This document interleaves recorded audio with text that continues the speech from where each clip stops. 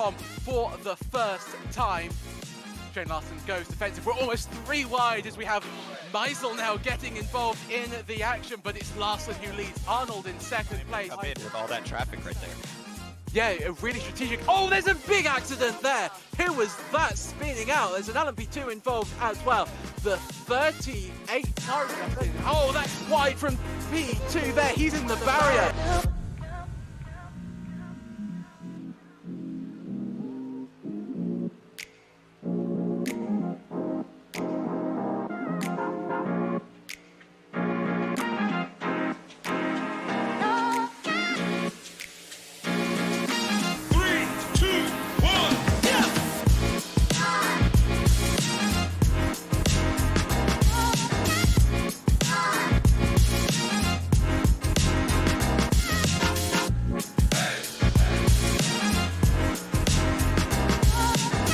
You're coming up on the field right now. This is our tightest battle on the track right now. In the 7th spot is Matthew Duder, right behind Agustin Castro and Justin Hall right ahead of him. So this is a battle for the 5th, 6th, and 7th spot. And it looks like Matthew Duder right there. Oh, we've got a car in the sideways in turn 3 again.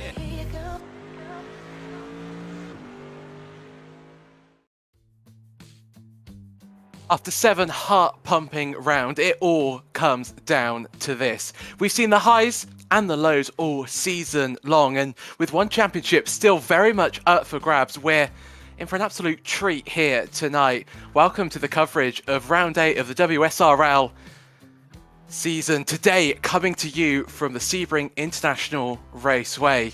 Opened all the way back in 1950, Sebring has become a mecca of sports car fans the world over. Whether it's the annual 12-hour event or the more recent introduction of the 1,000 miles of Sebring race, many sports car contests grace this circuit every year, and you can certainly see why. It was converted from a World War II airfield, and the track has simply kept all of that character. It's famous for many things, but in particular, it's got to be those bumps. Sunset Bend is possibly one of the bumpiest corners, not only on the track, but in modern motor racing. That's a good thing then. It's only one of the fastest corners that you will see here today.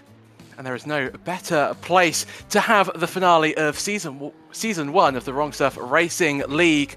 My name is Sebastian. Bosher-Williams in the production booth once again is Adam Thompson, and joining me as ever is alongside me is the wonderful Mike Braun. Mike, welcome back. It's the final race. We've seen, as I mentioned, we've seen such amazing races earlier on in Sebring. I mean, it's just setting itself up, isn't it, to be an absolutely grandstand finale. Oh man, Seb, congrats on an amazing season we've had so far. You've done a fantastic job, but there's no better place to be than Sebring for a season finale like this. Well, we've got the GT3 battle that's down to 4 points between the top 2 guys right now. I mean, what else could you ask for a last race of the year? I mean, it's going to be an iconic finish to an iconic season of this inaugural season for the Wrong Stuff. It certainly is. As you rightly mentioned, the GT3 championship only separated by 4 points, so that's going to make it fairly easy as viewers to work out who will at least be the provisional championship holder until, of course, it's officially announced. Qualifying very much underway at the moment. I'll tell you what, before we have a look at all the stipulations of qualifying, here are your championship standings, and Shane Larson very much at the top of those. 303 points to his name. Luke Mann in second, 279. Justin Barrera third. Will Coffey fourth. Aubrey Condell in fifth, with Samuel Meisel in sixth. Nick Eby seventh, with Tyler Davala in eighth. Jamie Southwell ninth, and Colin Arnold rounds out your top 10. In fact, Coffey and Condell, Mike, on the exact same amount of points. So a very interesting battle for fourth and fifth. Unfortunately, Luke Mann will not be taking part. Mike, why don't you take us through our GT3 standings? Well, in the GT3, as I mentioned earlier, we got a 4-point battle for your top spot. Justin Hall with 291, Christian Gritzko with 287. I mean, it's going to be just an all-out battle for these guys at the end. We just hope that they're running together on the track and just knock it out that way. Then you got in the third spot, Bradley Alvis with 262, Bjorn Stange with 256, Diego Airy only 2 points behind him in the fifth spot. Then you got Jay Fuller a couple more points back in the sixth spot. Seventh spot is Brandon Johnson with 247, Matthew Dweeter with 246, Agustin Castro with 235. Tied with him is Jake Luther in the 10th spot, also with 235. So 2 sets of drivers tied on points. So many battles, as you can see, shaping themselves up to come to a conclusion here today. 5.5 minutes of qualifying is gone. 4.5 remain, and it's very much status quo. Shane Larson at the top of your LMP2 standings, and you know he's taken all but 2 pole positions this season, Mike, and it just seems that nobody can really best him, at least in these qualifying conditions. Arnold a 10th off, but Larson looking good to make it almost a clean sweep this season. Yeah, Larson's been just way out in front this whole season. I mean, is really the guy that's been running with them is Luke Mann. And as you alluded to earlier, Luke isn't here. He's actually working on the road to Indy with running a real car, his USGT or US 2000 that he's going to be running. So he's in Portland this week for learning how to do that. But let's ride along with your points leader, Shane Larson, in the LMP class as we're coming into the section right now. Coming up onto the back straightaway here real quick. Let's go ahead and take it around, Seb. As you see, just absolute power of these machines. He exits the final corner before the long back straight, heads towards Sunset Bend, the bumpiest of corners, as I alluded to in my introduction. He's going to hit the brakes as late as he dares, setting himself up, wouldn't you say, Mike, for the lap, going a little bit deep into the corner to get the switchback, to gain the speed out of the final corner, Sunset Bend, to cross the line to start what should be his second to last flying lap of this qualifying session. Heads through turn 1, aims for that code on the inside, bounces across the exit, almost straight towards the second corner. Brake at the 2 cone, get the nose turned in, a little bit tardy there from those front tyres. Through turns 3 and 4, just waits to be able to apply that power, and now he heads under the bridge down towards probably the best overtaking spot on this track, turn 7, the hairpin. He's going to brake just up after the 4 cone as the nose turned in. A little bit of understeer once again, those tyres not really wanting to provide Shane Larson with as much grip as I think he would have been hoping for. Up through turns 8 and 9, the Fangio chicane down towards turn 10, the big braking zone. No, starting now to come alive. I think the temperature's building in those front tyres. Through turn 11, Collier corner now into Tower. Turn 13, gets the nose nicely tucked in at the early point. That is going to allow him to get on the power earlier as he heads through Bishop corner down towards Indianapolis. Turn number 15. He's going to brake at the 2 cone, throw the car in, use all of that downforce that the LMP2 car has into the slow speed, clumsy corner of Le Mans. You need to get this one right, otherwise you're going to be suffering all the way down the Ullman Straight. And now 1 corner stands between us and a new fastest lap, providing Larson is up on his Delta. Turn 17, Sunset Bend. Car once again understeering a little bit for Shane Larson. Looked like a tidy lap there, Mike. He's going to come across the line, and we can see, will we have a new pole sitter this season? And Shane Larson to the top of the timing stands at 1 minute 46.276.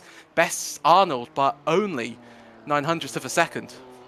Yeah, that is a close battle for the LMP class, but look at this battle right now for the GT3 class. Right now is Justin Hall in the number 7 BMW. He's a quarter of a second behind Diego Airy. Diego's been laying it down the last couple weeks, running that McLaren. And Justin Hall, good quarter of a second back. That is a good chunk of time back for a GT3.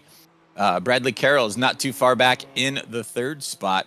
And so it's still anybody's battle right now As we're closing in on time, I think everybody should be just about done. Justin Hall does set purple in the 5th sector. Not sure if he's going to be able to make up any time there or not, as he's coming down the Ullman Straight right now into that brutal turn 17 Sunset Bend, watching the BMW just bouncing around. And he's coming down the front straightaway now. Oh, a little off track. That's going to ruin his lap right there. And we ran out of time anyways. One thing to think about, Seb, while we're doing this race is the sun's going to be setting during this race. It's going to make it real interesting coming into turn 7 and the Sunset Bend as well. You're exactly spot on there. So here is your grid for the final time this season, and once again Shane Larson makes it 6 pole positions from 8 races. Alongside him will be Colin Arnold with Justin Barrera 4/10 back in 3rd place. Samuel Mazel in 4th with Nick Eby alongside him in 5th place. Will Coffey in 6th with Kansas Gentry in 7th, with Aubrey Kundal in 8th place. And that rounds out your LMP2 field. Diego Airy on the pole in GT3. Justin Hall, our championship leader, he's in 2nd place, but crucially ahead of his main championship rival, Braden Carroll 3rd. Andrew Jagaric in 4th with Matthew Dweeder in 5th. Brandon Johnson 6th with Jake Luther 7th. Bjorn Stange in 8th with Christian Gritzko. The only driver really that has a realistic chance of challenging Hall for this title. He will start in 9th place. Bradley Alvis rounds out your top 10 with Kevin Medida in 11th, Billy Bowerman 12th, Brett DiGiacomo 13th, Kenneth Michael 14th, Eric Rodriguez 15th, Lilac Zia 16th, Jay Fuller 17th, Joshua Benjamin in 18th place, Zachary Robinson 19th with Chris Fass in 20th. Domino Angelicchio is 21st with Andrew Chorochetsky in 22nd and last place. And Mike, this race is set up perfectly, isn't it? We've got, many battles in the LMP2 field. Unfortunately, looks like first place is all but sort of wrapped up in a very neat bow, but we've got battles in the LMP2 field for the lower places, and GT3 is shaping up to be, absolutely amazing once again. Hang on, Mike. Before you make that comment, hold that thought. Andrew, I want to apologize there. Seb, his last name is Gaidarik, by the way. Just wanted to throw that out there. Sorry about that, Andrew. But all right, go ahead. You got me a little choked up there, Adam. Thanks a lot. So in the GT3 class, we got Diego Airy on the pole and Justin Hall on the outside. The big problem with the GT3 class is our title contender, Christian Gritzko, is back there in the 9th spot. So our all-out battle on the last race could take a little bit of time unless something happens to Hall. You never know. We've seen some crazy stuff happen from these guys, and that bumpy turn 1 could play some real havoc on these GT3 cars on that first lap, especially with cold tires. So you mentioned the bumps. It's sort of Sebring's character to trait, really. How does that affect the car? Do you think the drivers are going to be more cautious, or do you think they're just going to be more on the edge when it comes to their grip levels? Hey, Seb, we've had 7 races so far. I've tried to take guesses of how things are going to happen, and they've happened complete opposite. So I'm giving up on guessing on what's going to happen in turn 1. We're just going to all sit back and watch. This is going to be a great spectacle for the final race of the season. And if anything happens, Christian Gritzko has been the guy that's been steady through the entire race and worked his way up the field. So I hope to see him do that again. I know a few of these guys were really excited about Sebring. Like every time we did an interview, everybody talked about Sebring. So hopefully everybody gets their stuff together and we have a good start. So I think they're coming around right now. Seb, why don't you go ahead and take it? Just heading round Tower Corner, turn 13. Of course, it always feels appropriate for the final race of the season that we have this long formation lap where the tension starts to build and we start to gain a sense of what's going to happen. Andrew Chorochetsky, he's your last place driver, sporting one of the many Mercedes GT3 entries that we have this season. Of course, it's the newest GT3, the latest and greatest, and also one of the quickest. So Shane Larson is on the pole in the LMP2 fields. He is the one who will dictate when he wants to get this race underway, and it's all going to be down to how Colin Arnold and Samuel Meisel can get away. I think that was really going to dictate, Shane Larson's race today. He doesn't have too much pressure on his shoulders. He just really needs to finish the race, and then you see the GT3s round Le Mans corner. Diego Eri is on the pole there. That is the McLaren. So once again, Diego really finding the speed in that McLaren GT3 car. I was saying about the Mercedes being the latest and greatest, the McLaren very much the opposite, at least in the iRacing world. So here we go for one final time this season. All eyes head towards Shane Larson as he is about to get this race very much underway. And we watch as we go green for one final time, and Larson gets a great start, and he will lead the pack down into turn one, just a little bit behind. That's Barrera and Meisel having a little bit of a tussle. Barrera backing out, so your top two remain the same, but Samuel Meisel up into third with Barrera demoted to fourth. Diego Eri is away as well with Justin Hall alongside. It's very much line of stern until you get to about 6th or 7th place when everything starts. Oh, Billy Bowerman's been tagged. I think Bowerman, tagged Alves. Alves falling down the order. Contact at the start. I think Bradley Alves has just about managed to keep that out of the barrier, Mike, but you said you didn't want to second guess what happened at turn one, and we've seen another incident. And Mike, I think we're going to have a replay. Take us through it. Yeah, it looked like they were real close together. I couldn't quite see if they got into each other, but that's the one good thing about turn one is you have a lot of runoff area. And looks like, it looks like Bowerman has some damage there, but so does Alves now as he backed into that wall and did quite a bit of damage. These guys do get one fast repair, but you really don't want to waste it on lap one. You've got Brandon Johnson out there right now in that 6th spot. There's Alves back there in 22nd with Chris Foss, and they're back there by themselves trying to get around. Alves doesn't look like he's too hurt right now. He's looking like he's still on a decent pace, so maybe it's not too much damage as he's running back there with Chris Foss. So we'll have to see if he can work his way back up, and maybe with some pit stops he can get back up in the field a little bit farther. That 96 BMW looking remarkably clean considering the speed that it ended up backing into the wall. So Bradley Alves with it all to do here at the final race, but Diego Eri had a great start. In fact, so did both of our pole sitters. Shane Larson, he's already completed the first lap. 0.8 of a second separate himself from second place, but Larson's on the grass! So close to ending his race there and then, and that's one of the dangers, isn't it, Mike, of turn one. We've almost seen them both play out in the opening 2 laps. You either make contact and end up in the wall, or run wide and get onto that grass, and you can so easily find yourself making a very quick acquaintance with the barrier. Yeah, turn one is so deceiving on this track, and especially when you start hitting those bumps as your midpoint on exit, it really does toss the car sideways for you. And you can see somebody, there's somebody in turn one wrecking right now. Couldn't quite see who that was. Looks like it might have been Brett. Yeah, Brett DiGiacomo in that car right there, and it looks like Billy Bowerman might be the other car. That's 2 times in a row in turn one that Bowerman having some problems. Tough break for Billy. He was sitting in about the 10th spot when he qualified, so that's going to be a tough break. 2 laps in a row, as we were mentioning, that turn one is so deceiving. Looks like they may have gotten side by side and just started spinning and got a couple cars there. There's one other one that went sliding on the outside, but it looked like they were able to save it. Tough break again for Bowerman. He's had a rough season this year. He had a couple good finishes, but it's been a pretty rough going for Billy this year.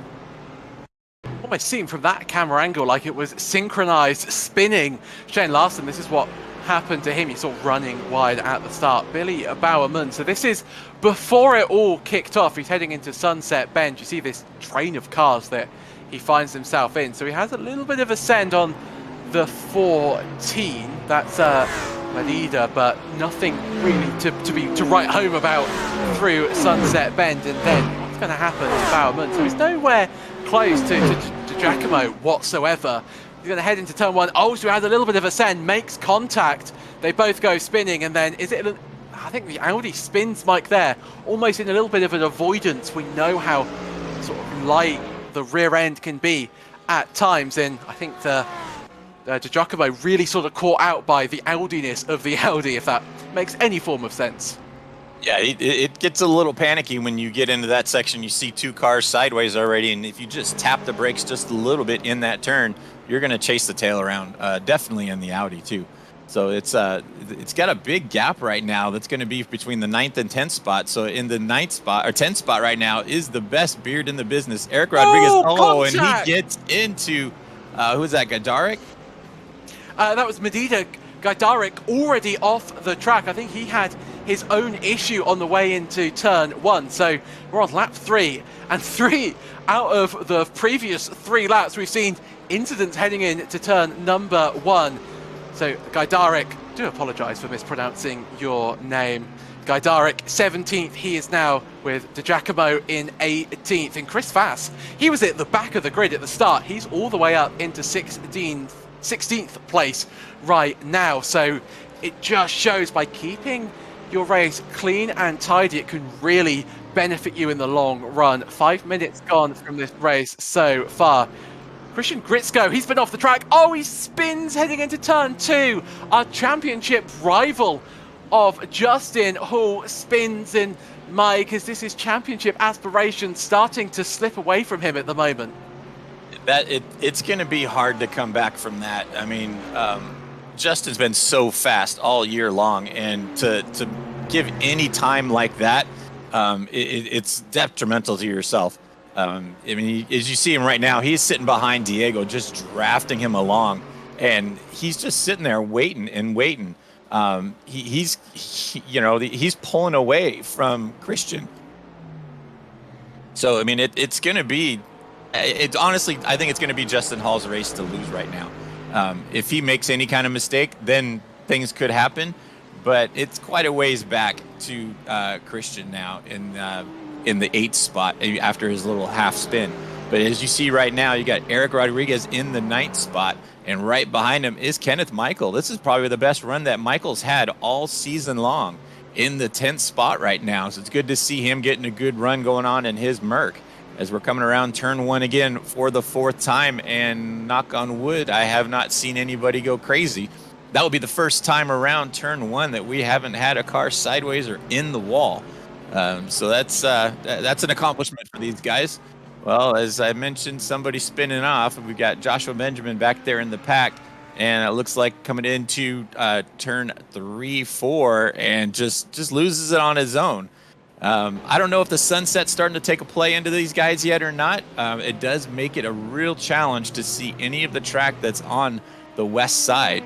It's turn 7, turn 17. Anything going that direction is going to make it a real challenge for these guys. Anybody that's done a 24-hour or 12-hour race here really knows the struggle of being able to see some of these corners. So 4th time was definitely the charm. Put Shane Larson out in the lead of the race. Arnold on that last lap was 0.3 of a second quicker than Shane Larson. So Larson starting to come under pressure from 2nd place. He almost is our championship leader-elect at this point, is Shane Larson. He really just needs to finish this race, gain the points, and the trophy will undoubtedly be his with Luke Mann. As you said, real-life racing, I mean, how dare he? Surely a little bit of sim racing is more important than driving a real-world car. Of course, we all send our congratulations to Luke Mann. So Colin Arnold in 2nd place at the moment, with Samuel Meisel in 3rd. It's about 2.5 seconds separating your top 3 in the LMP2. Same could definitely not be said for your GT3 Phil. Diego Airy under pressure from Hall. Hall under pressure from Carroll, and Carroll also under pressure from Dwina. So it's all going to be about who is feeling a little bit brave at this point, and who, Mike, is thinking about fuel saving and thinking about the long game. And we know, how synonymous Sebring is with fuel saving. It's almost set up to be able to fuel save. You've got some really nice braking zones where you can lift off the throttle and do a lot of lifting and coasting. Do you think that that's going to be a factor for today's races? It's going to be huge in the LMP class. From what I understand, that the guys are really struggling to make it on, on less than 2 stops. I mean, it's going to be they're doing about 11 to 12 laps, and if their timing is about right, it should put them just really close to finishing it. But to be safe with these guys, they are going to have to do a 3rd stop for just like a 3-lap splash and go. But your battle right now is still for that 2nd spot in GT3. You got Justin Hall in that 2nd spot, and he is just hounding Diego Airy right now. Braden Carroll is not too far back in the 3rd spot. As you look back behind Diego right now, that's your top 4 cars all on camera right now. All those guys separated by about a 1.5 seconds. So it's a great battle for the top 4 right now. And they're starting to pull away from Johnson in the 5th spot. He's about 3 seconds behind Dweeter. But as they're coming down the Ullman Straight and we're coming into Sunset Bend, you can really see the sun starting to set down. That's why they call it Sunset Bend. It's right in your face, and it's so hard to catch those brake markers on any of those turns that are facing that way, as you got Diego just really weaving back and forth trying to break any draft that these guys have as they're coming down the front straight into turn 1. We've seen so many issues with turn 1 so far, but these top 4 guys are really doing good around here. Nobody's off track at all. You can see the bumps from the car's suspension just going up and down. But you've got Carroll now all over the back bumper of Hall as they're coming through 3 and 4 right now. This is going to be just a great battle. I hope that these guys are able to hang together this entire run. I think the GT3s are going to have it a little bit easier on fuel, but the LMP cars are definitely going to be a challenge to get fuel saving done right. As you're looking at Justin Hall try to make a move on Diego as they're coming into turn 7 into the hairpin. Hall looking for a place to pass, just can't quite get it and tucks back in line. Seb, this is going to be a great battle all race long.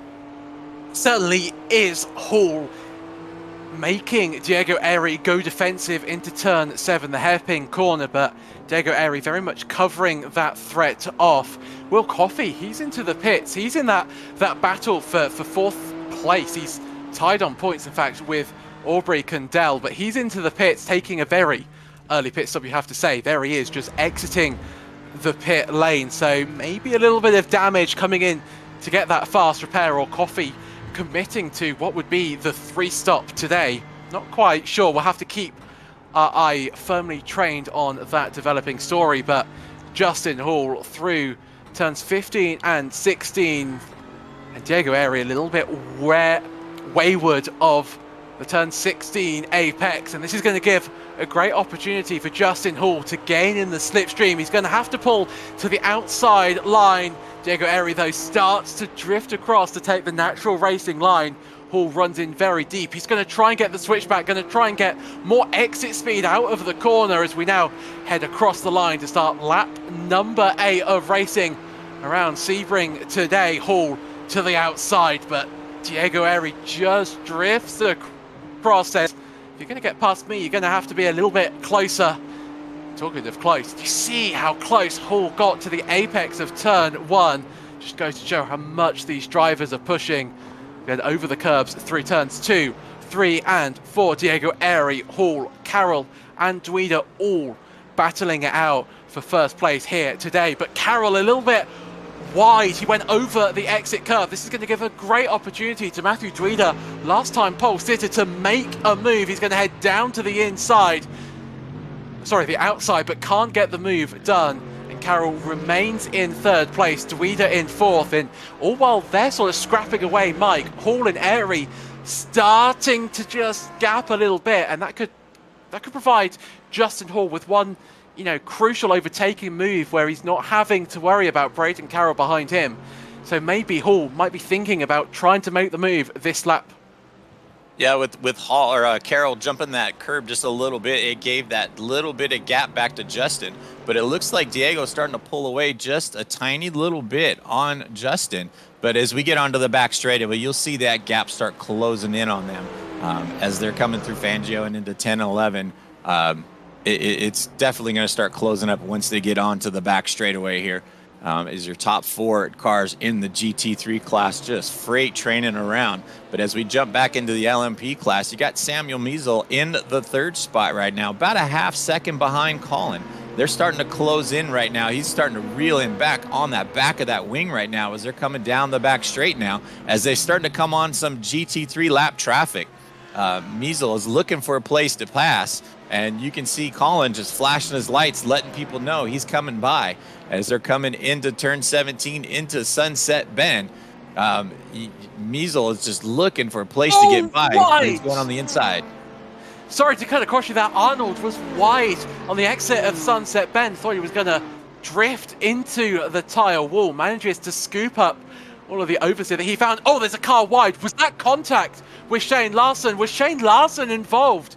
Was that, who was that? Was that Giacomo going wide? It was Braden Johnson. Oh, so Larson didn't hit Shane. Larson, apologies to Shane, but oh, so close to contact there, Mike. And Brandon Johnson making a mistake into turn 1. Didn't look like there was any contact involved, but yet another victim of tricky turn 1. Yeah, I'm sure Larson had a heart attack right here as he's coming in, and you just see an Audi sideways in front of you, able to just jump onto the inside and get by unscathed. So Shane Larson with a lucky draw right there and is able to pull away. But that gives the second and third place guys a chance to close that gap right now, especially with them weaving in and out of traffic. They're coming into your leaders in the GT3 class right now. So you got 2 battles going on right now for your top division in both classes, and you know, you got Hall trying to battle with Diego, and now you got Arnold trying to go around the outside to get by him and close back in on your leader Larson. So this is just some crazy racing going on right now. As they come down the straightaway, it should be able to sort it out. But you've got Braden Carroll right behind Justin Hall now. I mean, these guys are just nose to tail coming on the back straightaway. He's going to try to make a run down on the inside coming into Sunset. Man, Braden on the inside, tucked him on that inside turn. Here they come around the inside line. Hall goes around the outside, and Braden Carroll now up into second. Justin Hall back to third. Now let's see if Braden Carroll can reel in Diego Airy coming into turn 1. And Dweeter going all the way on the outside. Here comes Measle trying to get by these guys still. I mean, this has been just a crazy half a lap right now with the LMPs trying to get through those leaders. 2 leaders really finding themselves on the track and really interfering in each other's races. Arnold now within a second. Hall. Oh, it's Diego Airy gone wide. Diego Airy down to 4th place. Braden Carroll now leads the race in the GT3 category. Hall in second, Dweeter third, and Diego Airy in 4th. What has happened to the McLaren driver? Let's have a look at a replay. So, is that going to be contact? It is. That's Justin Barrera, and he's forced the GT3 race leader wide of the apex through turn 3. Diego looked like Carroll got ahead of him just before that time, and Diego was still fighting right there, trying to stay with him, and Barrera got on the inside, and maybe he just didn't see him there. I don't know. But, I mean, he had just gotten passed by Braden Carroll, so now you got your leader now is the Mercedes of Braden Carroll, and Justin Hall back is still in that second spot right behind him. Dweeter up into third, and Diego dropping back to 4th. Hopefully he doesn't have too much damage to cause too much aero to slow down his car, because if he loses contact with these top 3 cars here, that's just going to be brutal for the rest of the race.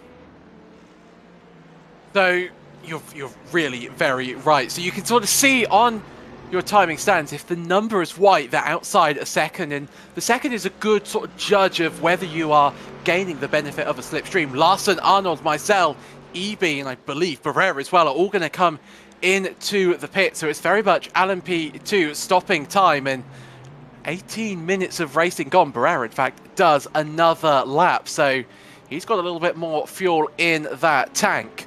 But 18 minutes, you're looking at almost a 4-stop there, a 3-stop, Mike. So fuel strategy, I think, going to play into its own around here today. So Barrera, crucially, been fuel saving a little bit more in these opening 11 laps. He's going to take it for at least 1 extra lap. Larson, Arnold, Meisel, all on the pit exit in the same order that they entered the pits. EB as well.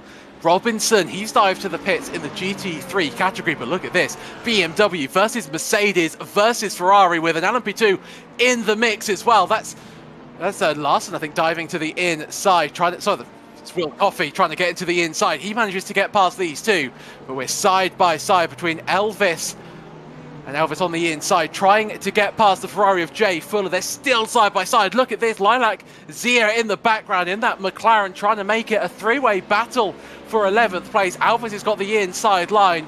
There's an Audi of DiGiacomo as well. They're separated by less than a second, 4 cars on the circuit. Elvis to the outside as we head down towards the braking zone.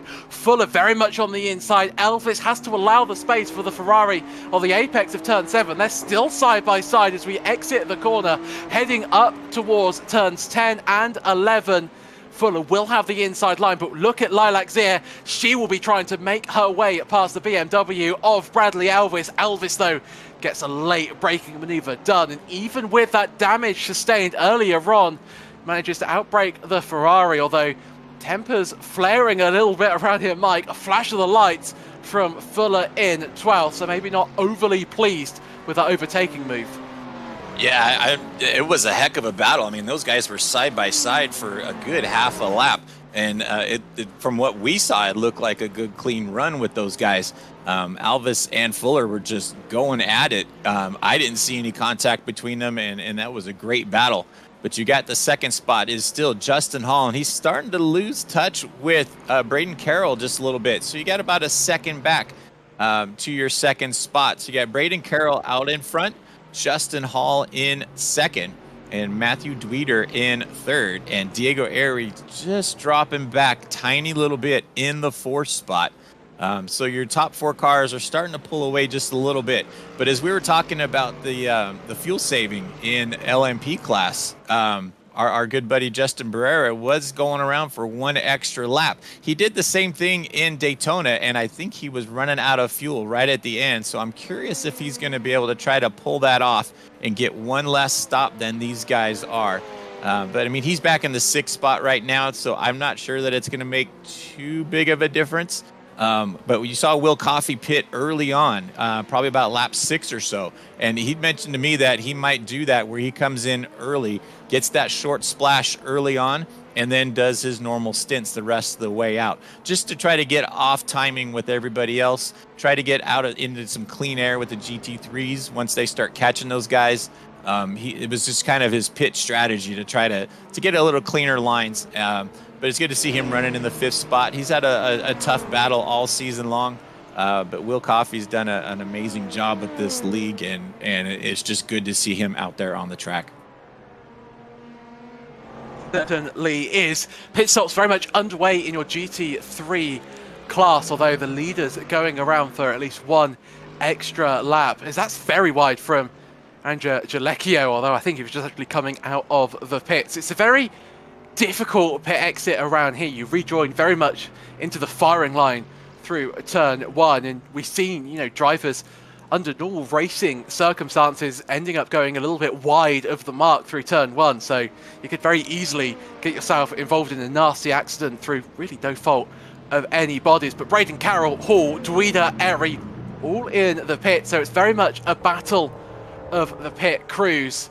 As you see, Hall just overtakes Carroll, but that's all down to just where their pit boxes are. And I've commentated on races, Mike, where race wins have been decided on who took a windscreen tear off and who didn't, especially when you've got, the top 4 so close as this. So I wonder if anybody has sort of optimized their pit exit, and that's exactly what you're seeing. Dweeder racing Hall on the exit. They're going to be side by side.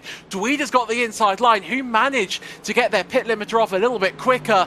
Justin Hall, I think, won the battle of the pit limiters, and Dweeder in 3rd. But I'll tell you what, Matthew did a great job there to gain as much time as possible, and Hall, almost seems his race is going from bad to worse. He got overtaken by Carroll, then Airy got taken out of contention, and Hall now really coming under pressure from 3rd.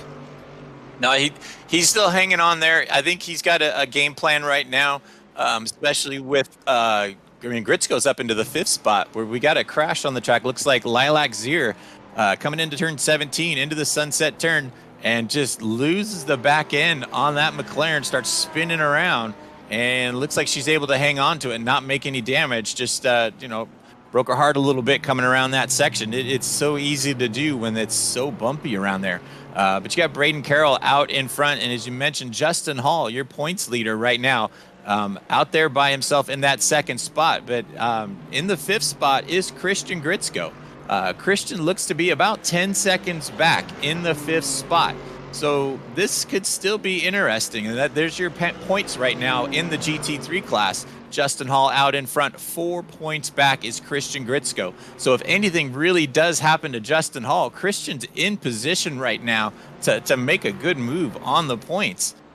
So, I mean, there's Christian right now coming onto, looks like we're going to be coming onto the Ullman Straight right now. So about 10 seconds behind Hall. So it's still a real close battle for your points. We were concerned that Christian was going to be too far back, and it should bring it down. I mean, we're 25 minutes down. We're not even to the halfway point yet. So it's still a long race to go. But one thing I did notice is in the pits, when Diego Ari was in, I don't think he took his fast repair. And he's starting to fall back just a tiny little bit. And the front end does look like it's got some damage still. So he may not have taken his fast repair during that pit stop. And that could be crucial for him because he is out of the draft area right now. Christian Gritzko is starting to reel him in. So, I mean, that could be another spot for Gritzko to get up and start closing in on Hall. It's really bringing down to some interesting stuff right now, Seb. Very much compressing Carroll under pressure from Justin Hall.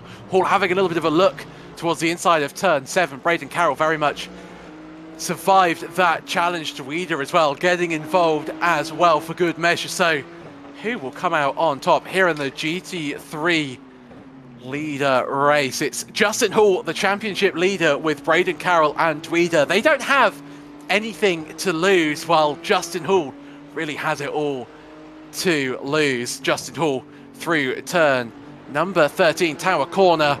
Carroll a little bit wide, a little bit leery on power. Hall just seeming a little bit more calm and collected at the wheel of his BMW machinery, heading in to the braking zone of turn 15. A little bit of understeer for our second place man. But what can he do down the back straight? Does he want to overtake? As you said, Mike, does Justin Hall have a game plan, or does Braden Carroll, in fact, have one of his own? What defensive tactics does Carroll have up his sleeve, I should say? And what does Dweeder have as well? He's in that third place, and he can almost watch the fireworks unfold ahead of him and collect any of the spoils, as it were. Braden Carroll rides through the final corner, Sunset Bend, to cross the line. Their 13th tour of this circuit.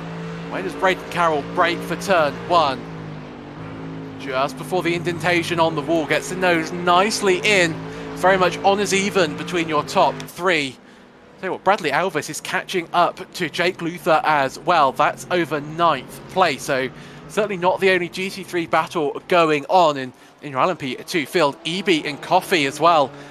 5/10 separating those two, and you see Rick EB actually off the track and losing a lot of time to Will Coffey. EB just not having the race I think that he would have wanted. He's in the same position where he started, but we've seen other incidents for other LMPDs. Oh, and you see EB locking up on the entrance to turn 7. Does very well to avoid Diego Ari. Does so using some quite fantastic, if I do say so myself, Mike, braking control.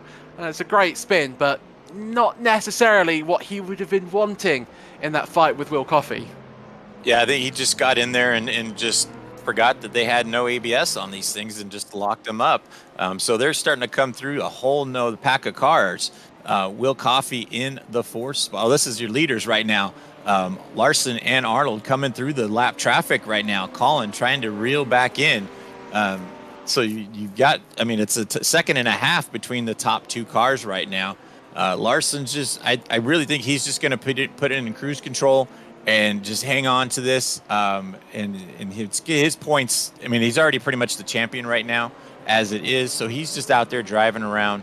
But he's once it makes it clean. He doesn't want to get into anybody else's race, doesn't want to harm anybody else as he's coming on the inside, coming through some lap traffic right now. gets by Luther and Alvis as they're coming through 11, 12, and 15 and 16 to come onto the back straightaway now. And then Colin Arnold right behind, still about a second and a half back.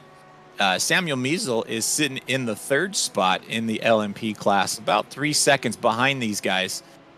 He's been able to close that gap just a little bit while they were coming through traffic, but now Measle's going to have to come through that same traffic and try to close back in. Looks like we may have another problem. Christian Gritzko was up into the 5th spot, gets off track, starts losing it just a tiny little bit. Oh, good save from Christian Gritzko coming out of turn 1. We've seen more action in turn 1 today than I've seen in any other race. It's almost like the cars look almost more bumpy coming around turn 1 than they do around 17. Am I right in saying that, Seb? Because they look like they're just, especially that second half of turn 1, it's just like they're skipping sideways to come around there.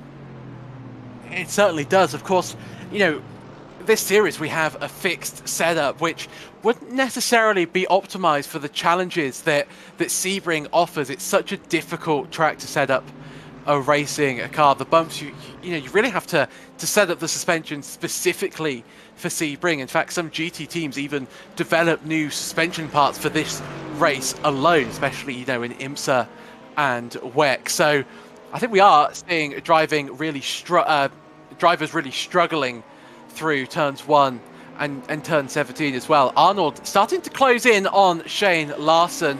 That gap is sort of hovering around the second mark. What I'm noticing is Larson just a little bit more tentative in traffic in this race. He knows that it's really on him to lose the championship. He just needs to be clean. He doesn't need to take the risks. And if he ends up losing the race, it doesn't matter for his overall championship standing. So Larson really not challenging too much in terms of traffic, as we see Bradley Alvis trying once again to get past Jake Luther. Alvis taking the wider line through turn 16. A little bit of a flash of the lights there. Luther pulls to the inside line. It's going to make Alvis go all the way around the outside of Sunset Bend. Alvis backs off.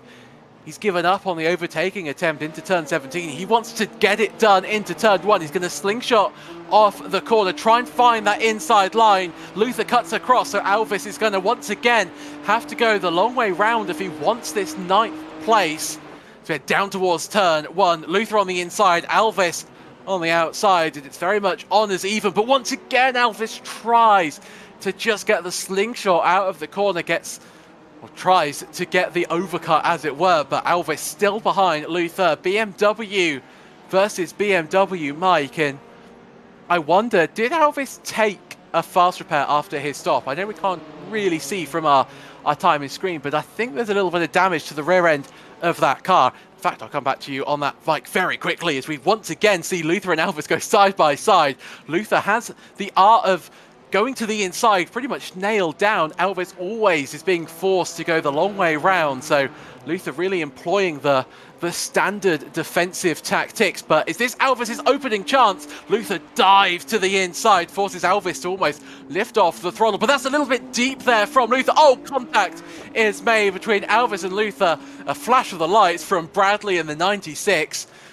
I think temper's starting to flare up for 9th place. As I said, Mike, do we think that Alvis has taken a fast repair? Because his car doesn't look as quick as Luther's in a straight line. Yeah, we weren't able to see that, but I mean, that Alvis is not afraid to be in any of these turns side by side with anybody. So he's not afraid to make a pass on any of these turns around this track. But as we go back to your leaders, you see your points leader, Justin Hall, still out in front. Christian Gritzko, your second place car in points, is in 5th. So he's coming just into turn 1 right now. So he's about 12 seconds back, especially after that runoff in turn 1. He gets real deep in 1 again, but he was able to keep it on the rumble strips and not get too crazy. So you're looking at, about 12 seconds back to the 5th place car from Justin Hall. It's a long ways to go without Justin making a mistake, and Justin's had some great races all season long. But with the battle that he's been in this entire time, it's so easy to have something happen. You've got these LMPs like that just jiving on the inside, Colin Arnold, I mean, he's running in the second spot, and he's still trying to reel down Shane Larson, but he also has to pay attention to the other battles that are going on around him. Braden Carroll and Justin Hall still duking it out. Dweeter still sitting in that third spot. And as we mentioned earlier, Diego just sliding back just a tiny bit in the fourth spot. As you see, that front tire is still sticking out of that front fender a little bit. So I don't think he took his fast repair. And that's really going to just hurt him the rest of this race, or at least until the second pit stop. I mean, we're coming in on 35 minutes down. We still have 25 minutes still to go. Being that this is that 1 hour special race, where all the other races were a shorter distance, 1 hour does change quite a bit of the fuel strategy for all these guys, as it forces the GT3 guys to take a second pit stop and the LMPs to take one extra stop as well. I mean, it's turned out to be just another great race as we brought into on the intro. These guys just battling out. That first couple laps was a little hairy, but they are starting to really spread out and having some good battles. Christian Gritzko, he's starting to catch Stanger. Actually, is that position switched around? Gritzko into the pit. So our championship contender coming into the pits is what you have to say is a very early second stop. So has he picked up a little bit of damage? Is he having to come in to take his one and only fast repair? And this race just goes from bad to worse for our championship challenger. Gritzko in the pits. He will be taking on board some more fuel, but has he gotten out of that car? I no longer see his helmet at the wheel. Mike, are we seeing our championship challenger out of the race? I think we are. Gritzko, I think, left his car, and this just seems like Justin Hall, almost once just like Shane Larson, is our championship leader-elect. Yeah, that's a tough break for Christian. I mean, he may have just had too many issues in this race. He may have got tangled up with Bjorn that time, or maybe he spun out and he just said, you know what, I'm not driving to my best of my abilities. It's probably best for me to step away and not ruin somebody else's race. I've done that before, and including in a Sebring race. I did that, and I just was not at all mentally there, and I decided to back out and just let everybody else go.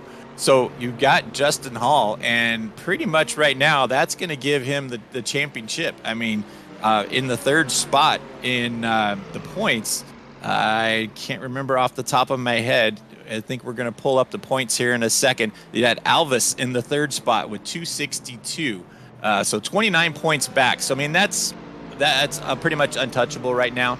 So this pretty much gives up the championship to Justin Hall. So both championships now at just past the halfway point have been decided. Justin Hall will take your GT3 championship. Shane Larson will take the LMP championship. But there's still an amazing battle going on right now. And Shane Larson's out in front, and he's opened up to a 16-second advantage on Justin Barrera. But your battle right now is still for those top three cars in the GT3 class. Carroll, Hall, and Dweeter still duking it out. Dweeter's starting to lose contact with those top two a little tiny bit. So you got Carroll and Hall just coming into the hairpin right now. Hall, I'm sure he's probably got somebody on his headset with him telling him what's going on, and maybe it's just going to give him a chance to say, you know what, it's time for me to go. Maybe I can start pushing now because Christian Gritzko just signed out. I mean, it just changes the whole complexion to this race. Almost a little bit disappointed that we don't have the championship battle in GT3, but Gritzko clearly feeling that his race was over, at least in terms of the bigger picture.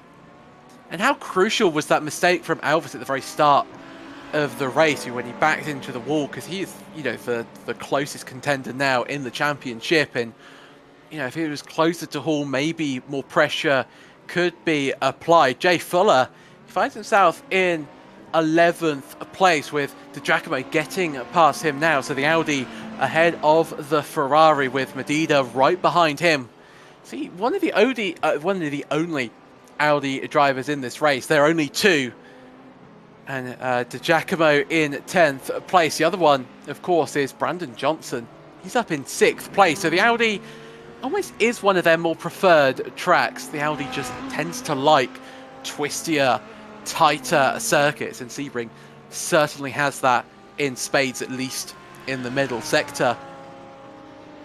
So Duida starting to sort of fall away from the top three, with Larson just almost bullying, you have to say, a GT3 out of the way, but Larson into the pits for his second stop today, with Barrera once again doing whatever magic he's found with that LMP2 fuel-saving mic. He's gone for an extra lap.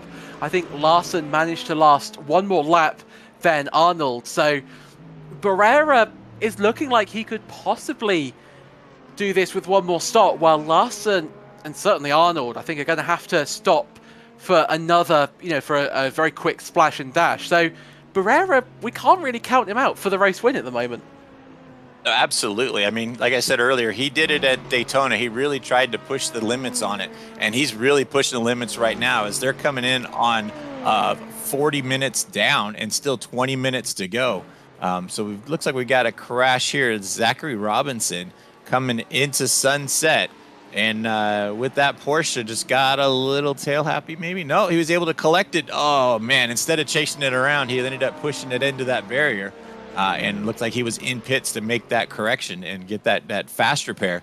But right now you've got Justin Barrera out in front, Shane Larson about 15-16 seconds back. And here comes Barrera around the final turn 17, jumps into the pits with 40 minutes and 30 seconds down. So he's pushing the limit to make it the rest of the way. He's going to have to really fill this thing up all the way and hope that he can hang on, because this could make it a really interesting battle down at the end. It's going to come down to just inches at the end, I think, because it's such a huge difference in the pits. I mean, the pit stops are probably about a 30 to 40 second run from one end of the pits to stop getting your fuel and all the way out. So it's going to make it a real interesting time. As you see right now, Barrera 41, 42, 43 seconds comes out of pits, and it's going to be what, 47, 48, 49 seconds from one end of pits to the other with fueling up. So almost, I mean, with these guys doing laps in the 140s, it's about what, 2/3 of a lap, or a third of a lap around here. I mean, 1/3 of a lap around in those LMPs while one car is in the pits. So it's definitely going to make it a real interesting race. It could make the finish of the LMPs very exciting. About 30 seconds just to go through the pit lane here at Sebring. Very interesting. You're right, Mike. The LMP2 battle very much wide open. Can anybody really topple Shane Larson? He's been so dominant this season. Really got 18 minutes to find out if that form will continue, or if Barrera can get his first race win of the season. And there's no better time for that to come at the final round. Of course, we've got Season 2 only a few weeks away, and Barrera will gain a lot of confidence from this race. What's happened to Kenneth Michael? Talking of Barrera, there he is in the background. Just a little bit wide for Michael. I think a little bit disturbed maybe by that LMP2 in the rear view mirror. Kevin Madida right behind Jay Fuller. This is, in fact, your closest battle out on the track. Everything, I think, Mike, starting to die down at this point in the race. 18 minutes to go. So we've had, 2/3 of the race, and as we're seeing it play out in the LMP2 field, I think we're seeing the same in GT3. Everything is about fuel saving, it's about managing the car and the tires to, sort of start to attack on the very final lap, or the final few laps, in fact, I should say, although Justin Hall disproves all my theories by setting the new fastest lap of the race, 1 minute 59.11. Some 5/10 quicker, in fact, than Braden Carroll. So watch out for that battle. But, Mike, do you think we're just seeing drivers start to manage everything, manage the tyres, manage the fuel, before we have before the excitement levels ramp up for the final few laps? I'm pretty sure the last 5-10 minutes is just going to be all hell's breaking loose, and it's just going to be all no holds barred. Carroll is doing a fantastic job out in front. Braden's had a rough season. He's had a couple incidents early in the season, but he's worked through them, and he's gotten to be out in front now, and he's led this race quite a ways now. He made a great move on Justin Hall to get out in front. So Braden Carroll is out in front of the GT3 class, and you see Justin Hall about a second and a half back. Justin is your winner in the GT3 championship for this inaugural season of the Wrong Stuff Racing League. And he's starting to pull back just a tiny bit. It's 2 seconds separating your top two cars now. Carroll is definitely still laying it down. Justin did get that one hot lap in last time by, but it looks like Carroll is still he's able to pull around that Mercedes really nice. It seems to be soaking up all the bumps really good. Dominique Angelicchio in the pits right now. But you've got Carroll out in front coming into Sunset Turn right now. As you start seeing the sun going down and the lights coming out, it looks like your leader coming into the pits possibly. Yep, making the jump into the pits with 15 minutes to go. Here comes your second place car. Seb, this is going to be a great finish to the end. There's Dweeder in third. Looks like Diego in as well. And then hopefully Diego gets his fast repair, so maybe he can reel these guys back in. But Seb, this is definitely going to be a great battle for the last 15 minutes. Oh, undoubtedly. 15 minutes to go. These GT3s should be fine when it comes to fuel. They're not having to watch their fuel as much as the LMP2s are. It's all about, can Braden Carroll keep his gap? Yes, he can. So Justin Hall in second place, Dweeder third. And Diego Airy just sort of starting to lose touch with the top three. You're right, if he didn't take the fast repair in his first stop, I think, Airy will be taking his in the second stop to just see if he can try and find a little bit more pace. You see on your screen the fastest laps of the drivers so far this race. And, Diego Airy just, 3 or so tenths off Hall. Just goes to show that Diego not really finding the pace out there at the moment, and I wonder, did he pick up quite substantial damage from that sort of that bump or bouncing across the grass that we saw on the exit of turn number 3?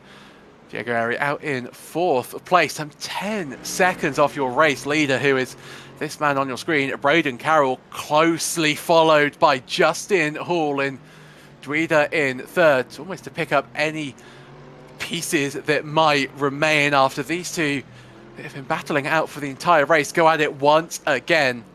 13 and a half minutes to go. And this is your LMP2 race leader, Shane Larson. That gap is now up to, 2.6 seconds. And you have to say, Mike, like I pointed out earlier, when they're in clean traffic, Larson looks a little bit quicker. He looks a little bit more comfortable with the car. But then as soon as they encounter traffic, Arnold, for whatever reason, is able to reduce that gap massively. And I'm sure Shane Larson, every time he sees traffic, must start to dread it a little bit because he knows that Arnold is going to be right alongside him once again. Yeah, maybe Shane's taking a little bit more cautiously to get through traffic, waiting and taking his time and just, picking his places where your second place car in the LMP class, Colin Arnold, he may be a little bit more aggressive. He might be taking that punch and just trying to get any advantage he has and try to get by Larson, but he's starting to fall back just a tiny bit. It's 3 seconds back. And then you've got another 9 seconds back to Samuel Meisel in the third spot. Samuel had a good run early on, but it just seems to be losing pace just a small little bit. And then about 4 seconds behind him is Mr. Will Coffey. And remember, Will did do that early stint, ran that short fuel on that first stint, and it seemed to be paying off for him because he's up into the fourth spot right now. In the fifth spot is Nick Eby. As the sun's starting to really come down, it's starting to be hard to really distinguish the paint jobs on the cars. But the 499 paint jobs are real easy to see because it's dark on one side and white on the other. And then there's our fuel guy, Justin Barrera. He is running in the sixth spot right now. Looks like some guys are doing their last pit right now. Arnold and Coffey are in right now. Barrera, that's our guy. That's the one guy you're going to really want to watch for. He's been milking his fuel the entire time. So it's going to be interesting to see if he can make it for a full another 12 minutes. Then in the 6th spot, you've got Aubrey Kundrill. Aubrey's been having a rough season and just been just pacing himself back here. He's had some glimmers of hope and running good, but sitting in the 6th spot right now. And then after his pit stop, Will's back into 7th. But you got Kansas Gentry in the 8th spot right now, back there about 12 seconds behind Will. And that's the full field in the LMP class. And then in the GT3 class, Braden Carroll out in front, but Justin Hall is really starting to close in right now. Your top 2 cars are separated by about 3/4 of a second as they're coming onto the front straightaway right now. Seb, take it away. As you see your top 2 really start to get as a lapped car in the way. That's P17 fast. Oh, contact I do believe is made between Hall and Fast, and that's going to allow Braden Carroll to sail away into the sunset. Chris Fast finally gets out of the way of Justin Hall, but Hall a little bit wary and weary on the exit. And 2 seconds now separates Carroll from Hall. And look at this, Matthew Dweeder, I said he was going to start picking up some of the, the pieces from the battle. Wasn't quite expecting it to be in this fashion, but Dweeder now firmly within that 1 second margin from himself and Justin Hall. And Braden Carroll running away into the night with this race so far. 9 minutes and 40 seconds remain in this simply extraordinary Sebring race here tonight. And what a way to end the season. We've had some great races all season long, and it feels like Sebring has just been a combination of all of them put together. Eric Rodriguez in 7th place at the moment. Bradley Elvis in 8th place. And I think he might be our 2nd place man in the championship once all things are said and done. Jake Luther 9th. Jay Fuller now in 10th place. He is your final driver in the top 10 in our top and only Ferrari driver here today. But he's got Kevin Madida right behind him. It's very much Ferrari power versus BMW power. And if you thought this fight wasn't good enough, well then we'll just add in Giacomo in the background and a few LMP2s. And tell you what, we have a concoction for some absolutely great action here at Sebring. Madida pulls right back in to the slipstream of Fuller. Doesn't feel like making an overtake towards turn 10, but Fuller runs a little bit wide. This will give a great opportunity for Madida to maybe have a look down into turn 13. Tower corner, thinks about it, but just backs off in the end. Tries to almost encourage Fuller into making a mistake. Dweeder, I think he's actually all right. It came up on our screen that he was out of the race, but the Giacomo, he has definitely had an issue. He's spun out at Tower Corner. Mike, it's so easily done. You can so easily find the grass on the exit, but the Giacomo, that was sort of his chance of making up positions, and it's all fallen away like candles in the lake. Yeah, as the sun really gets down and it starts getting really dark right now, your brake lines really go away. Everything starts going away, and it's so hard to catch up. But Andrew Gajdarczyk in the 15th spot. I mean, the one thing that's just awesome about watching a night race around here is just seeing the tires and the rims, the brakes just glow as they're just slamming on the brakes when they're coming into there. Dominic Angelicchio in the 16th spot. Doing a great job right now. He's had a great season. He's messaged me a few times during the season, and he's doing a great job just hanging on with these guys. And then you got Chris Foss in the 17th spot. Andrew Korostecki right behind him, and Korostecki about 8 seconds back in the 18th spot. Oh, Foss goes off the track, trying to give a little bit of room to that faster car, but he's able to collect it and keep going. There's Korostecki in the 18th spot. Getting lapped right now from Bjorn Stange. And then in the 19th spot, we got Kenneth Michael. We talked a little bit earlier about Michael having a great run, and he may have had some difficulties. It looks like he has one of his roof lights out, so maybe he had some little impact, and it's going to drop him back into the 19th spot. And then we have 3 cars off the track already: Christian Gritzko, Joshua Benjamin, and Billy Bowerman, all 3 retirees right now. But we've got 6 minutes to go, 6:30 left in this race. Your closest battle right now is still for that second and third spot in GT3. Justin Hall has been able to just hang on to that second spot. But as you see right here, you've got Barrera still fuel saving, trying to get that run at the end. Justin Hall is still hanging on to that second spot. Dweeter about 3/4 of a second back in third. They're still trying to reel in Braden Carroll with 6 minutes left on the clock. But we're back on board here with Justin Barrera. I think we could take a little lap around on the inside to really see what this track looks like at night. You can see that it's just, you start losing your markers. They have all those, there's a car off the track back there. Oh, is that Dominic Angelicchio? I couldn't quite see who that was. Looks like, yep, Dominic gets through here. We were just talking about how great he's been doing all season long. Gets into the bend, into the hairpin, goes a little high. Yeah, it looks like another, let's see, here's Kenneth Michael coming into that same turn. Man, that's pretty close for that. Man, that is close for getting there, and he gets a little scared. Yeah, I don't blame him. That's easily done when you got pressure of somebody behind you, and you know you're on edge already. Man, he's luckily he didn't get into anybody. But back on board with our guy Justin Barrera. We'll just call him Fuel Saver. He's sitting in the 4th spot right now, but we've got 5 minutes to go. You see Meisel in the pits right now. I wonder if Arnold's going to jump in as well. There's a car backwards coming onto the back straight. I'm not sure who that was, but that was a GT3 car. Might have been Michael again. Let's see if we can see it here coming onto the Ullman straight.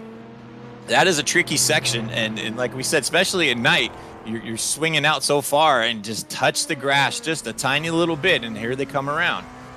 So we're back on board with Justin Barrera coming down the front pit straightaway.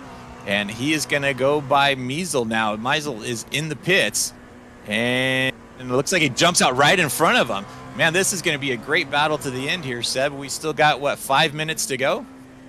4 minutes left in this race. Justin Barrera's fuel-saving strategy not really playing into his hands at the moment. Arnold pitted earlier on in this race. He almost went for the 50-50 strategy. Knew that he was going to have to take an extra stop, so no point in running with more fuel than you need to, so took half the fuel he needed at the first stop and then took the rest at the end. While Barrera's lap times have slowly been falling off the mark, I think just due to the amount of fuel saving he's having to do. But he has a look on the inside down towards turn number 10. Barrera on the outside, Meisel on the inside, and Justin Barrera cannot find a way through. And all while these two are battling and scrapping away, it just allows Larson and Arnold to run off into the distance, and Barrera's race win feels like it's just slipping through his fingers at this phase of the race. 3 minutes left to go. I wonder, will Shane Larson be able to get to the end? His last lap time is about a second or so off his personal best. I wonder if he's starting to do a little bit of fuel saving. He's got 34 or so seconds between himself and Arnold. Or even, to be honest, he might as well just come into the pits. He won't lose too much time, and he can, still easily get this race win. Barrera, though, right behind Meisel as we come across the start-finish line once again. The 32nd tour of the Sebring track here tonight. Barrera going to have to throw all of that fuel saving very much out of the window if he wants to get this 3rd place. Barrera stalking the back of Samuel Meisel as we head down towards turns 2. Shane Larson, he was briefly off the track there, Mike. Look at that gap though between Arnold and Larson. Does it feel like Larson is trying to sort of eke out this stint to the end?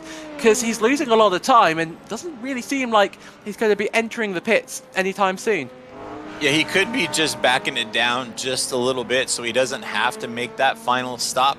It depends on when he's going to come by for the finish. So he's coming down the back straight right now with 58.30 down. So when he comes by this time this should be their white flag lap.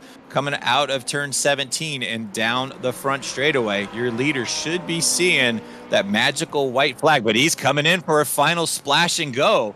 Man, this is going to make it real interesting here. Here's your second place car of Colin Arnold, 33 seconds back. He is just coming out of, let's see, where are we at? Coming out of what? We're at turn 14? 16. Yep. Turn No, 16 at Le Mans corner, sorry, Colin Arnold now. This is his best chance to get the race victory. Arnold was stationary in the pits for 38 seconds. Larson already on the pit exit. Shane Larson will have a quicker stop. He only needs a lap's worth of fuel. There's Larson exiting the pits, and where is Colin Arnold in second place? I don't think Colin can do this. He can't. Look at that. He's only just coming through turn 1, so Shane Larson will remain in the lead, although he's still got one racing lap to go. Lilac Zia right behind Giacomo. This is over 12th place. Audi versus McLaren. That McLaren has been fairly rapid all race long, and actually this is Giacomo getting past Zia down into the braking zone, into the hairpin, runs a little bit deep, and Lilac Zia just running a little bit wide. And I think that battle starting to slip away for the number 79 McLaren. Talking of battle slipping away, Arnold and Larson, that was looking like it was going to be so tight for the race win, but Larson just had more pace. But look at this, Hall and Carroll battling away. Hall managing to catch up to Carroll, but it's very much last-ditch salute. It's all about, can Justin Hall make the move on the last lap? We've seen him be a little bit tentative, Mike, and very quickly before he come across the line for the last time. Do you think Hall can do it? Do you think he's got something up his sleeve to take the race win on the final lap of the season? It's all going to come down to Sunset Bend. It really is. If Hall is smart like we think he is, he's going to sit back here. He's going to try to get a really good exit coming out of 15 and 16, get a great run down the back straightaway, and just try to slingshot him coming into Sunset Bend. Braden's going to have to play the blocking game. He's going to have to really guard that inside and protect that inside and make Hall go around the outside. So here they come out of 16 right now. Get cut nice and tight through there, and Carroll, look at that, going on the inside. He's protecting that inside. Like we said, he's really starting to pull away from Hall right now, and he got a great exit. It looks like Justin is just going to back down and is going to concede it to Carroll as he's coming around the Sunset Bend. And here comes Hall in second. I wonder if he's running out of fuel.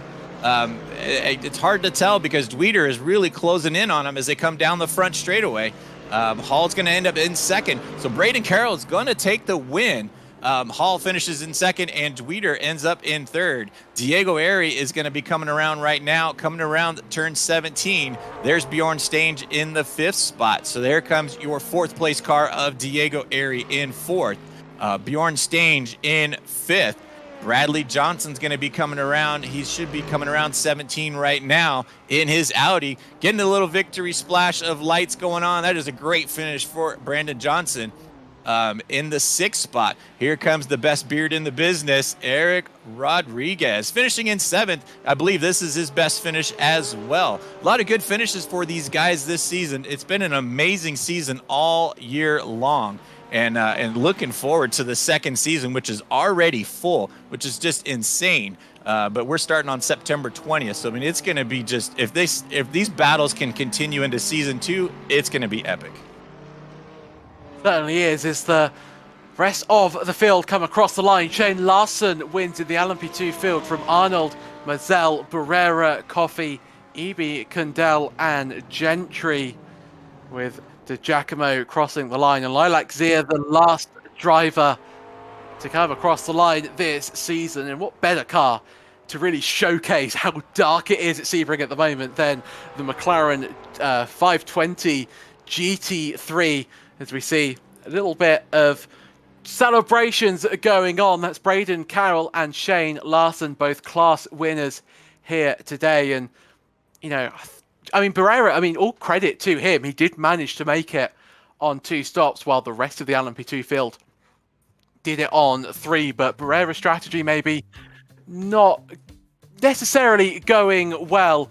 Let's have a look at the fastest lap, of course, sponsored by the Into the Apex podcast. You can find it wherever you get your podcasts. And tell you what, Shane Larson will be your fastest driver in the LMP2 field, 1 minute 46.348. Only a tenth of a second clear of Arnold in second place, but Shane Larson, Mike, definitely getting those fastest laps in. I think he's had the fastest laps at the most races this season, although I'm not quite sure of that, but I'm fairly certain. No, I'm sure he's had his fair share of hot laps. Shane has done a fantastic job all season long. And then in the GT3 class, it was Justin Hall taking that one, and we talked about it earlier. It was that 156.1, if I remember correctly off the top of my head, when he was really closing in on Braden Carroll. But it was all for naught when finishing in second. But that guy, Justin Hall, is your champion in the GT3 class. So he'll take the hot lap and the championship as well. Let's have a look at your final race results. In Shane Larson, the winner overall, with Colin Arnold in second place, 6 seconds separating your top two, with Sebastian Meisel in third, Justin Barrera in fourth. It's very close, in fact, to Samuel in third, Will Coffey in fifth, Nick Eby sixth, Aubrey Condell in seventh, and Kansas Gentry finishing a lap down. And Mike, take us away for our final GT3 results of the season. And taking the win on Sebring in the GT3 class is Braden Carroll. Finishing in second spot was Justin Hall. Matthew Dweeter was a great battle coming down the front straightaway, but ends up in third. Diego Airy finishes in fourth after that early stint off the track. Bjorn Stange able to run into fifth. Brandon Johnson in sixth. Eric Rodriguez finishes in seventh. Bradley Alvis in eighth. Jake Luther in ninth. And rounding out your top 10 is Jay Fuller in the 13 car. After that amazing race that we saw at Sebring, what could make it just a little bit better is maybe talking to our race winners. And I found Shane Larson just hanging around the paddock. So let's bring him in to the commentary booth. Welcome, Shane, once again to the commentary booth. And that looked a little bit harder than maybe some of your other races, but you know, it's fair. Is it fair to say that you were in control for most of that race? How did it feel? I'd like to say that race was it was pretty much in my control. Yeah, I was just consistent laps, doing the same lap times every lap, saving the same amount of fuel every lap. Made one mistake on the strategy. That's, saw the last minute pit on the last lap, but no Suzuka flashbacks this time. But yeah, it was an awesome race. Pretty under control. I mean, it certainly looked that way from our position. We noticed, throughout the season, you've been really good in traffic. I think I remember it at Detroit where, you were just in sort of a league of your own when it came to managing traffic. But it seemed today like Colin was catching you a little bit when you encountered those sort of heavy traffic situations. Do you think that, were you taking it a little bit easier as you knew that it was the last race and you were in a good position to take the championship? There definitely were times where I was taking it a little easier through traffic. Didn't want to take those as high risk moves. But traffic was kind of back and forth for me and Colin. I'd gain some on a few laps, first time going through GTs or second time, and he'd gain on the other times. And so it was pretty matched for the both of us. And I think I'm fairly confident in saying that you will be the champion in LMP2. And how does that sound? I mean, you must be pretty pleased after the season that you've had. Indeed, super happy with the championship win. Definitely had to put the work in for it. Definitely had to earn it. Luke was awesome competition throughout the whole season. Unfortunate he couldn't be here for these last two races and brought out the championship with me. But I mean, we'll take it. A championship's a championship, and yeah, it's first of many, hopefully. Well, we've got season 2 starting, sort of the latter stages of September. Are we going to see you returning in the LMP2 class? we'll have to wait and see on that. Yeah, we'll find out come season 2. Ooh, I like that. Well, once again, thank you very much, Shane, for coming and talking to us in the commentary booth. And congratulations on both your race win and your championship in the LMP2 class. Yeah, thanks, guys. And that was Shane Larson, your race winner and championship winner as well. Mike, have you managed to spy a Braden Carroll lurking around the paddock at all? Yeah, actually I have. I have stumbled into our race winner in the GT3 class, and that is Braden Carroll. Braden Carroll, congratulations on an awesome drive today. How did it feel getting out in front and just starting to run away with these guys a little bit? Oh, this race was so much fun. The clean air definitely felt a lot better than dirty air, especially in that first, second sector. Yeah, it looked like you were just tucked in there for a while in about the third spot. And then there was a little skirmish with Diego and then Justin kind of getting out of the way. And I mean, it was like the sea just opened up for you just to go right out in front and start pulling away with these guys. I mean, how surprised were you to see Diego go off the track like that? Yeah, I passed him down the backstretch. He just kind of let me have it, which was nice. And I would have returned the favor if he was faster later. But Diego, what looked like he really went wide in turn 1 and had to lift off the gas a bit to stay on the track. And then all of a sudden he just wasn't behind me, and I really didn't know what happened. It was definitely great to see you running out front. You've had a pretty challenging season this entire season. I mean, how did it feel? Have you done an extra testing for this track, or were you just real confident coming in here? Because we know you've had some struggles in a few other races. Yeah, struggles I guess is the word. But no, Sebring is one of my favorite tracks. I did a lot of practice for the Sebring 12 earlier this year, and I guess that really just helped. Well, that's great. Go ahead. Oh, sorry. The track has always just been kind of good to me. I really didn't do too much practice this weekend in the Merc because I wasn't really in championship contention. I really made my decision to race like right before. I was kind of just contemplating not showing up, and I'm really glad I did. That was definitely a great decision for you, and you definitely laid it down so well. And since this is your first time on the interview stand, why don't you give us, if you got any shout outs, any thanks, anything you want to say while you're up here?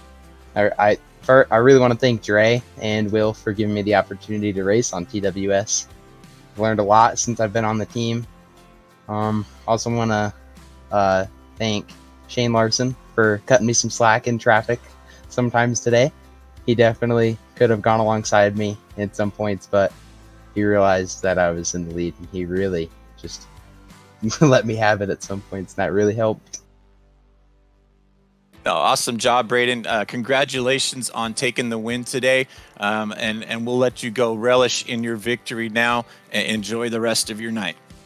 Thank you so much. And that was our winner in the GT3 class, Braden Carroll. You can see that he was pretty excited, but as you can hear in his voice, he was like, I almost didn't even show up. But we're so glad that he did, because it ended up turning out being a great race. It simply was, and I think another driver who might agree that it was a great race is Justin Hall. Justin, welcome once again to the commentary booth, and you're our new GT3 champion. How does that sound? Ooh, it feels good. It feels good. It was a great season overall. Great to meet a whole bunch of new guys out here racing. Everybody was super clean. Great group. Great broadcasts every week. It feels good. I mean, I'm sure it does. Just talk us through your mindset to this race, because it was clear that it was a really tight battle between yourself and Christian Gritzko. Did you put a lot of practice into this race, or were you confident that Sebring's a track that you naturally go well at? Yeah, Sebring has been one historically that I've had a lot of pace. I live here in Central Florida, so that and Daytona are kind of my home tracks here. So I knew I was going to have pace in the long run, so I wasn't trying to press anybody. I was trying to play the long game. I know Diego got out to an early lead there, and I wasn't stressing it, just riding his coattails. Then unfortunately, I saw he got caught up with an LMP2. Braden got out into the lead, so just decided to ride on him, and then was going to make a move late in the game, and I ended up getting a slowdown on the final lap, final straight. That was going to be my chance to go for it, and had to serve a slowdown. So I'll take second. I knew I didn't have to win to stay ahead in the championship points. I just needed to survive, but it was a great race all around, super close the whole way. It was a lot of fun. I mean, it certainly looked like it was out there. Were you aware that your main championship rival, Christian Gritzko, retired midway through the race, or was that almost irrelevant? You were just going to keep on focusing, trying to, remain in second, put pressure on Braden. Almost like you don't want that distraction of knowing that you could be the champion, if that makes any sense. Yeah. Unfortunately, I did see his disconnect halfway through the race, and I'd actually talked to Christian prior to the race, and we were hoping to have a good battle and then put on a good show for the finale. But yeah, I wasn't quite sure what happened to him back there. But yeah, that was disappointing for him. Hope he sticks with it, and we can do some battles next season, though. I mean, I was just about to say, next season, at the latter stages of September, we're going to see you back to try and defend your new championship. Oh, 100%. Well, I like to hear that. And, quickly before, we let you go and celebrate your championship, how would you rate your season? Do you think, you've had a good season? Are you going to go away thinking that there are points that you could have performed better? Or, I know it's harsh to ask the new champion, what he's thinking and if his season could have gone better. But, what are your thoughts about the championship as a whole? To be honest with you, I think this was my best season of iRacing, bar none. Every single race, I felt like I was competitive. Everyone was clean. It seems like in every other league or official races, there's just that one or two races you get wrecked out. Just have somebody just smash into the back of your car, something reckless. But that never happened. Every single race, I didn't win every race. I picked up a few here, but I was able to finish high pretty much every single race, just racing consistently, trying to keep it safe, keep it on track. And just the closer you can get it to feeling like a real car, the more fun you have. And before we let you go, is there anybody you'd like to give a quick shout out to at all? You guys at the broadcast. Shout out to WSRL. This was for their inaugural league. This was amazing. And and foremost, my teammates at Shut Up and Drive It. Shout out to you guys. I think we might have taken the team trophy home too. We'll have to check the standings, but yeah, we had a blast here for it being our first season, and can't wait to do many more. We look forward to seeing you at the wheel once again. That was Justin Hall, our new GT3 champion. And I think now, as it is the last race of the season, we've got a few of the WSRL admins coming in for a little bit of an interview. And I think Adam, our producer, I think you want to take over and ask the questions. Oh, yeah, I absolutely do want to ask the questions here. My first one's going to Will. Will, you kept me on my toes all season, man, through the broadcast, and I just want to say thank you because it ended up towards the end of the season, man, the broadcast just got better and better. So I wanted to say thank you to that, but also wanted to ask you real quick. I mean, on the admin side, how hard is it just to put a season together like you guys have for the inaugural season of WSRL even, and to see 30 drivers on track for the last race, man, is insane. Well, I appreciate it. The first part where you're talking about suggestions and stuff, it's easy for me to make suggestions. You guys just basically made it happen. I mean, I was asking for a lot, and you guys really stepped up, so that was really impressive. Thank you so much. The second part, it's a lot of work. I can't say that there wasn't some heartache and some mistakes along the way, but honestly, we just wanted to be as candid with everybody and make sure it was community feedback as much as possible. So as we got that feedback, and then Dre and I, our experience driving and everything else, it just ended up just kind of happening just fluidly, and we just got very lucky. And then the people that joined were very positive. We were very lucky with the crew that we got. I don't think it would have worked if we had a bunch of negative Nellies, So it worked out pretty awesome. I couldn't have probably wished it to be any better. So we were very fortunate. That's why we just want to carry this momentum and keep giving it back to the drivers. Well, I'm going to say it on stream, and I hope I don't get canceled here, but you guys have put on a hell of a season for Season 1, and I'm definitely looking forward to it for Season 2. One more question from me, and then I'll let Mike and Seb take it back over. And this one's going to Dre, man. You went from admin to commentator, back to admin again. I honestly, I want to give you a big shout out. I'm sure you're going to get them all over the place, man. But the amount of work you've put in and stayed up with me, getting things sorted out that we had some issues with. Just a massive thank you to you, Dre. And I guess my question to you is, what made you decide to start this, and how did it all come about? I've been in a couple leagues and been involved with, just some racing and stuff. And in the back of my mind, I'm always thinking, man, I can make this better. There's so much I could tell the person who's putting on this league, like, what can we do to make this better? And they never would take suggestions. So I was like, I'm just going to do this on my own. Well, that was the first mistake. It ain't going to happen on my own. Luckily I have a guy next to me, Will, who helped me throughout this whole thing. And he talked about it earlier. It's a lot of work to get where we want it to be, right? We had to work out some of the bugs, from Season 1, but we try to set the tone early, having a driver's meeting a week before and just letting everybody know, our goal is to have clean driving. You're going to have accidents. You're going to have wrecks. I mean, that's the nature of racing. But as long as we can do that and people are doing it safely or, not purposely, I think it's going to make a fun environment for everybody. And we try to do different things that other, leagues are doing. I'm going to have a full digital and, printed magazine for Season 1 recap coming out. We're doing, we do a lot of T-shirts, we do some merch, just to bring a little different aspect to the league racing, than just a standard trophy and just, especially with our scoring settings that are going to be on, they're always on the website, not through a document, things like that. That costs money, but at the same time, I think it makes the league, its own entity and just separates us from other leagues. Yeah, no, it's definitely separated you here on Slow Motion Broadcasting for sure. I'm not going to get myself in trouble with the other leagues I've got, but I would say that you guys are up there.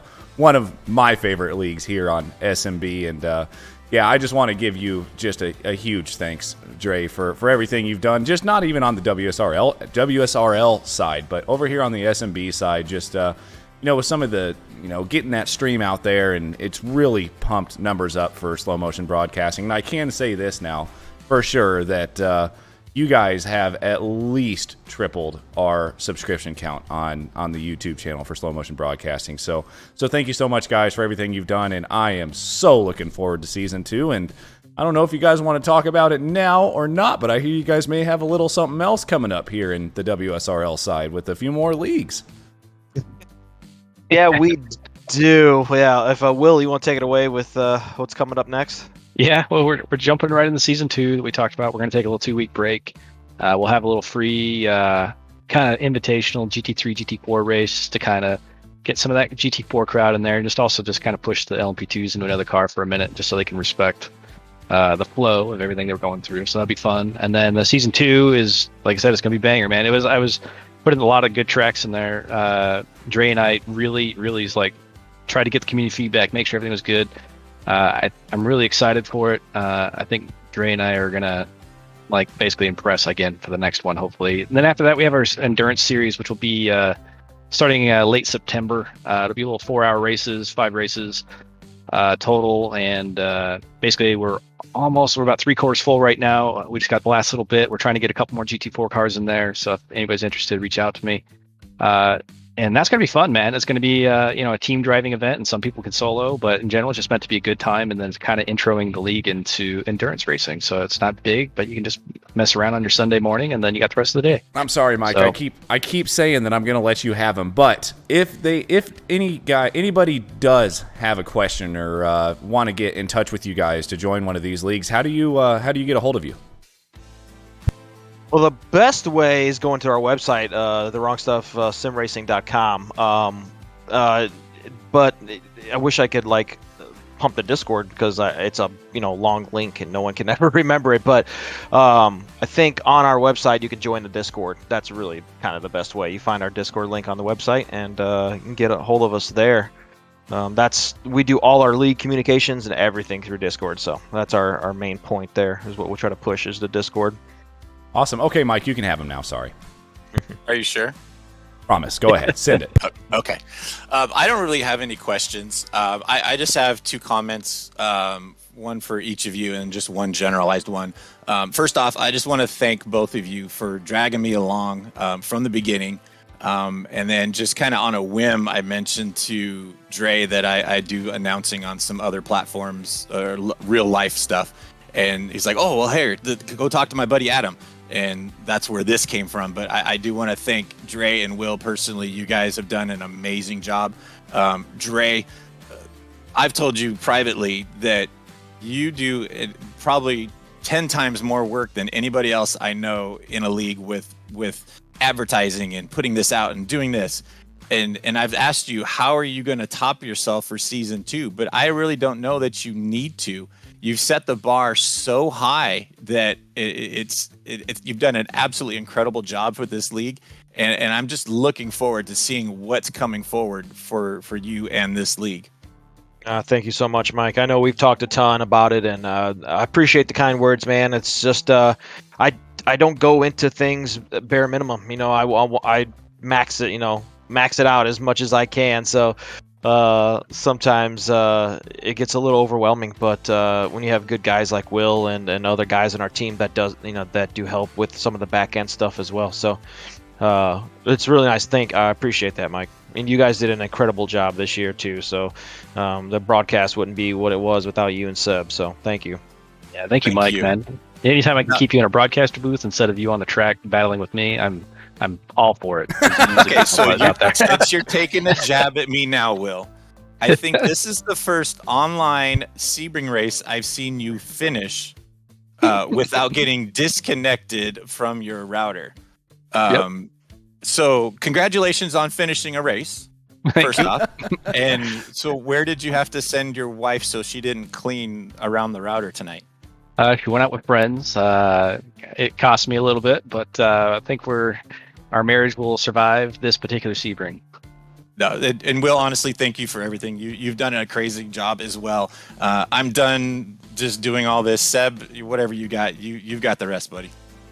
Well, I just want to once again thank Dre and Will as well. It's been an absolute pleasure to commentate on. And season 2, do you think we're going to see even? I mean, it seems like every race is topped one another. Do you think that's going to continue into season 2? I guess that's an open question to both. I actually think yes, because I think the tracks coming for season 2 are a little different. I think we did a lot of the tracks that people know in season 1, and I think it's unless they get a lot of practice in, these tracks aren't going to be super well known for a lot of these guys. So it's going to be interesting to see how these guys pick up these tracks. And Seb, also thank you. I know it's super early where you're at right now across the pond. So having you on this broadcast brought kind of that one little thing that I was wanting. So thank you so much for staying up late with us every Tuesday night. Wouldn't have it any other way. I'm sure. You just got to learn how to pronounce names, and then we're going to go somewhere with them.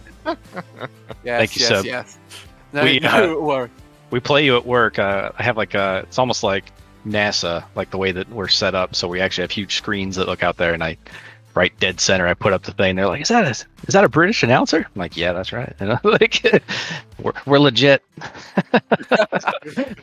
Couldn't imagine anything worse than me on the big screen, but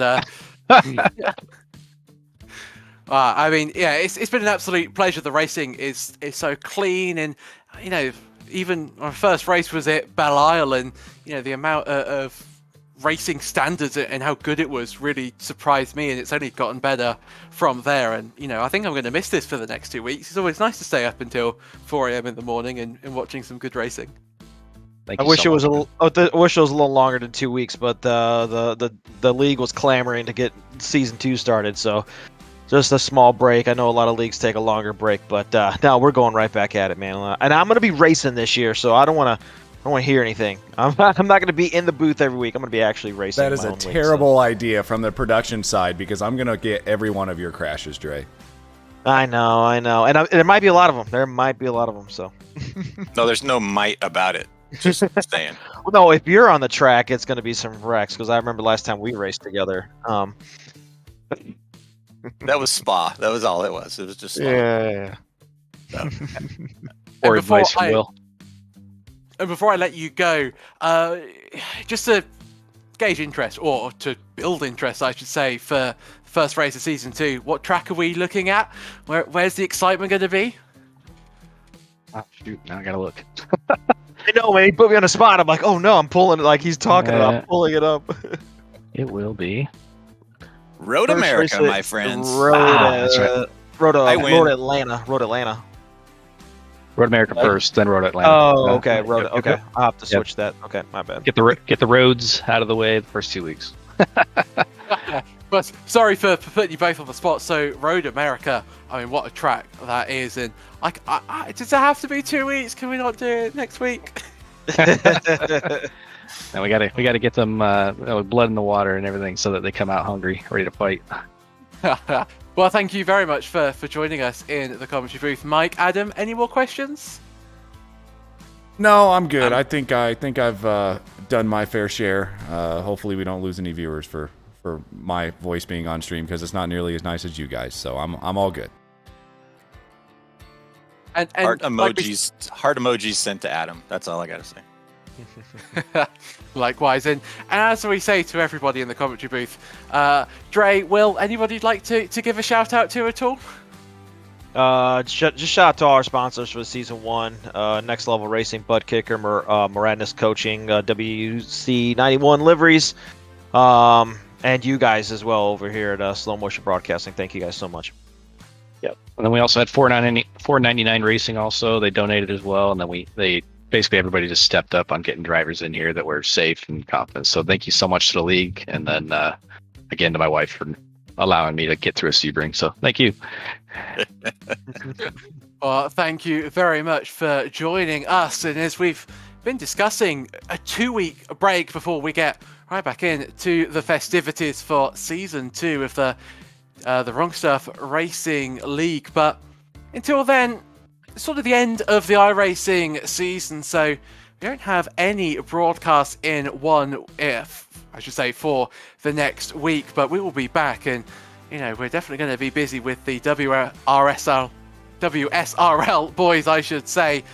But I think that is it from us. Thank you so much for everybody tuning in for season 1. We'll be back on the 20th at the same time for a little bit more action around Road America.